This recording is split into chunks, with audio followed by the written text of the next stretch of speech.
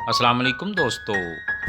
आज हम एक ऐसे मौजू पर बात करने जा रहे हैं जो पाकिस्तान के तकरीबन हर घर से जुड़ा हुआ है और ख़ास तौर पर उन लोगों के लिए नहायत अहम है जो शुगर यानी ज़ैबितस के मरीज़ हैं। जी हाँ, बात हो रही है रोटी की। वही रोटी जो हमारे नाश्ते, दोपहर के खाने और रात के खाने का लाज़मी हिस्सा है। अक्सर लोग ये समझते हैं कि चूंकि रोटी हमारी रवायती खुराक है इसलिए ये हमेशा महफूज होगी, लेकिन हकीकत ये है कि रोटी की किस्म, मकदार और खाने का तरीका शुगर के मरीज के लिए फैसला कुन किरदार अदा करता है। अक्सर आपने सुना होगा कि शुगर में चक्की वाले आटे की रोटी खाएं, लेकिन अब मार्केट में मल्टीग्रेन रोटी का रुझान भी तेजी से बढ़ रहा है।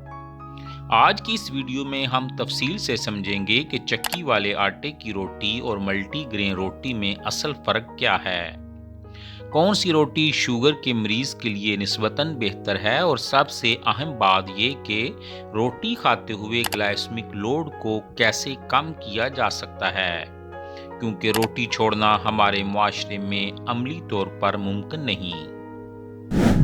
सबसे पहले बात करते हैं चक्की वाले आटे की रोटी की। ये रोटी खालस गंदम से तैयार की जाती है जिसमें छिलका भी शामिल होता है।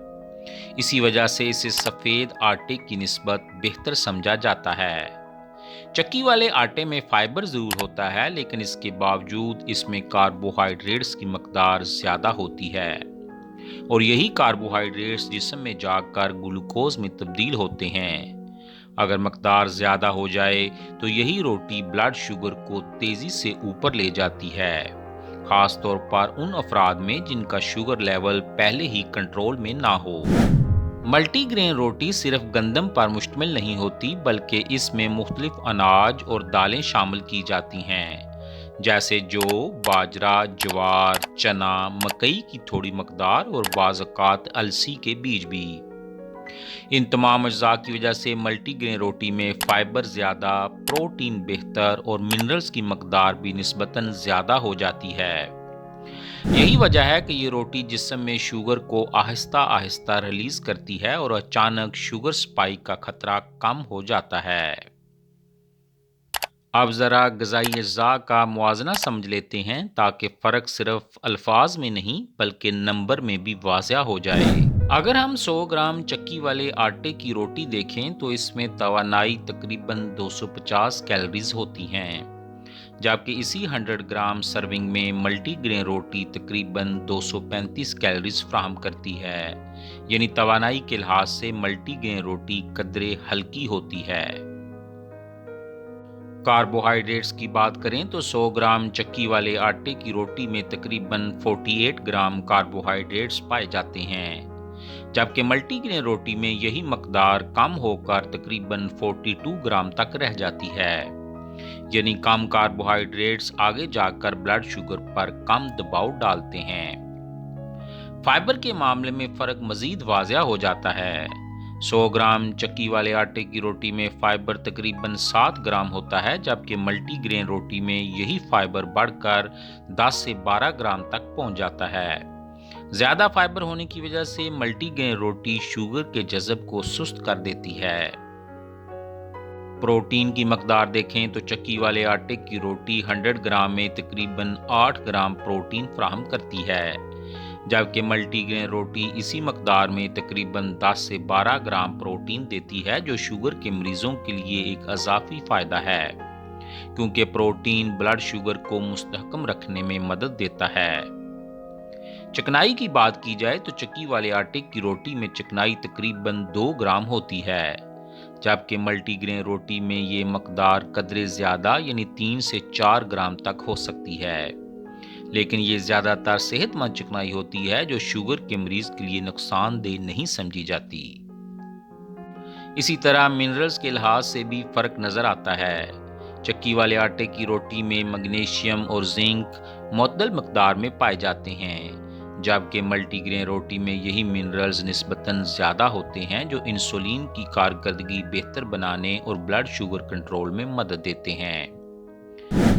नाजरीन, अब हम बात करते हैं उस नुक्ते की जो शुगर के मरीजों के लिए सबसे ज़्यादा अहमियत रखता है, और वो है ग्लाइसेमिक लोड। अक्सर लोग सिर्फ ग्लाइसेमिक इंडेक्स पर तवज्जो देते हैं, लेकिन हकीकत ये है कि शुगर के मरीज के लिए असल खतरा ग्लाइसेमिक लोड होता है, क्योंकि ये सिर्फ ग़िज़ा की नौइयत ही नहीं बल्कि इसकी मकदार को भी मद्देनज़र रखता है। जब हम चक्की वाले आटे की रोटी और मल्टीग्रेन रोटी का मुख्तलिफ सर्विंग साइज़ में मुआवजा करते हैं तो फ़र्क वाज़ह तौर पर सामने आ जाता है। मिसाल के तौर पर अगर सर्विंग साइज़ 50 ग्राम रखा जाए तो चक्की वाले आटे की रोटी का ग्लाइसेमिक लोड तकरीबन 9 से 10 के दरमियान होता है, जो दरमियानी सतह में आता है, जबकि इसी मकदार में मल्टीग्रेन रोटी का ग्लाइसेमिक लोड तकरीबन 6 से 7 रहता है, जिसे निस्बतन महफूज समझा जाता है। जैसे ही सर्विंग साइज 100 ग्राम तक बढ़ाया जाता है, चक्की वाले आटे की रोटी का ग्लाइसेमिक लोड 18 से 20 तक पहुंच जाता है, जो शुगर के मरीज के लिए खतरनाक हो सकता है, जबकि मल्टीग्रेन रोटी का ग्लाइसेमिक लोड इसी मकदार में तकरीबन 12 से 14 रहता है, जो अब भी काबिल कंट्रोल हद में शुमार होता है। अगर मकदार को मजीद बढ़ाकर 150 ग्राम तक कर दिया जाए तो चक्की वाले आटे की रोटी का ग्लाइसेमिक लोड तकरीबन 27 से 30 तक चला जाता है, जो वाज़िया तौर पर हाई ग्लाइसेमिक लोड की कैटेगरी में आता है। इसके मुकाबले में मल्टीग्रेन रोटी का ग्लाइसेमिक लोड 150 ग्राम पर तकरीबन 18 से 20 के दरमियान रहता है, जो अगरचे महफूज नहीं लेकिन फिर भी चक्की वाले आटे की रोटी के मुकाबले में कम नुकसानदेह साबित होता है। इसी तरह सर्विंग साइज 200 ग्राम तक जब पहुंचता है तो चक्की वाले आटे की रोटी का ग्लाइसेमिक लोड 36 से 40 तक हो जाता है, जो शुगर के मरीज के लिए इंतहाई खतरनाक सतह पर है, जबकि मल्टीग्रेन रोटी का ग्लाइसेमिक लोड इसी मकदार में तकरीबन 24 से 26 रहता है। यहाँ ये बात बिल्कुल वाज़ह हो जाती है कि मकदार बढ़ने पर मल्टीग्रेन रोटी भी महफूज नहीं रहती, लेकिन चक्की वाले आटे की रोटी के मुकाबले में इसका ग्लाइसेमिक लोड असर फिर भी कम होता है।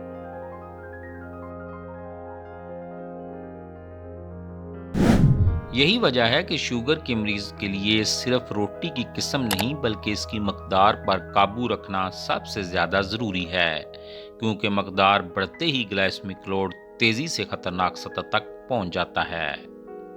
अब सवाल ये पैदा होता है कि शुगर के मरीज के लिए कौन सी रोटी बेहतर है। इसका सीधा जवाब ये है कि अगर मकदार कम रखी जाए तो दोनों रोटियां खाई जा सकती हैं, लेकिन अगर इंतखाब का मौका हो तो मल्टीग्रेन रोटी बेहतर है, क्योंकि इसमें फाइबर और प्रोटीन ज़्यादा होता है, जो शुगर के जज़ब को सुस्त कर देता है। ताहम सिर्फ रोटी बदल लेना काफ़ी नहीं, असल फ़र्क रोटी खाने के तरीके से पड़ता है। नाजरीन, अगर आप रोटी अकेले खाते हैं तो इसका ग्लाइसेमिक लोड ज़्यादा असर दिखाता है, लेकिन अगर आप इसी रोटी को दाल, सब्जी, दही, अंडे या किसी और प्रोटीन के साथ खाते हैं तो शुगर आहिस्ता आहिस्ता बढ़ती है। इसी तरह सब्जियों का फाइबर आंतों में शुगर के जज़ब की रफ्तार को कम कर देता है।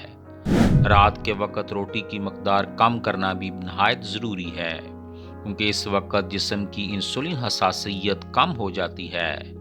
अगर मुमकिन हो तो एक वक्त में एक छोटी रोटी काफ़ी समझी जाए, ख़ास तौर पर शुगर के मरीजों के लिए। नाजरीन, आखिर में ये बात समझना बहुत ज़रूरी है कि रोटी हमारी सकाफत है, हमारी ज़रूरत है और हमारी रोज़मर्रा खुराक का हिस्सा है। रोटी को मुकम्मल तौर पर छोड़ देना ना तो अमली है और ना ही ज़रूरी। असल मसला रोटी नहीं बल्कि इसकी मकदार, वक़्त और इम्तिज़ाज है।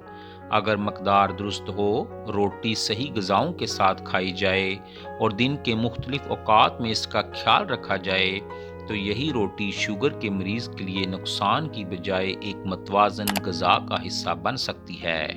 तो नाज़रीन, अगर आप चाहते हैं कि मैं इससे अगली वीडियो में ये भी बताऊं कि दिन के मुख्तलिफ औक़ात में कितनी रोटी महफूज है या शुगर लेवल के मुताबिक रोटी का हिसाब कैसे लगाया जाए, तो अपनी राय में कमेंट में ज़रूर हमें बताएं।